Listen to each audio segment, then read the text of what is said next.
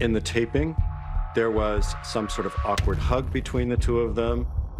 You could see the shock, and you could see his attempt to recover. Ooh, it was a murder that shocked America and rattled daytime TV. In March of 1995, The Jenny Jones Show taped an episode in which 32-year-old Scott Amedure revealed he had a secret crush on Jonathan Schmitz. 3 days later, Jonathan shot and killed Scott. What followed not only put Jonathan on trial, but The Jenny Jones Show itself. And now we break down what really happened. Okay, why did you do that? Just days before he was murdered, Scott shared a stage with his killer on the set of The Jenny Jones Show. HLN obtained the unaired footage for how it really happened with Hill Harper. The twist was obviously that Scott was of the same sex as Jonathan. Jeffrey Feiger represented Scott's family during the civil trial against The Jenny Jones Show. We can't track all of his events and all of his actions for the days after he left the show. Immediately before the murder, he bought a shotgun. He shot Scott Amedure, and then he drove away and he went to a payphone and he called the police and told them what he had done.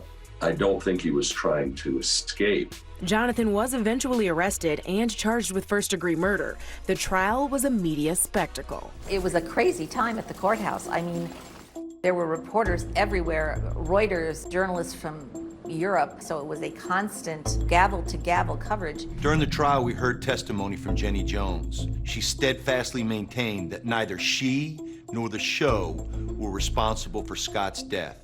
Jonathan was the one who pulled the trigger. Jonathan was found guilty, but the verdict was overturned on appeal. He was convicted of second-degree murder in his second trial. What effect did going on this show have on him in the immediate aftermath? When John came off of the Jenny Jones Show, he went into what I call a descent into madness. Carole Lieberman is a psychiatrist and was called by the defense to testify for Jonathan. You know, he had been drinking the night before, and he had his underlying manic depressive illness. He hadn't slept after the Jenny Jones Show. There were a number of things that were working on his mind. Jonathan was released from prison for good behavior after serving 22 years.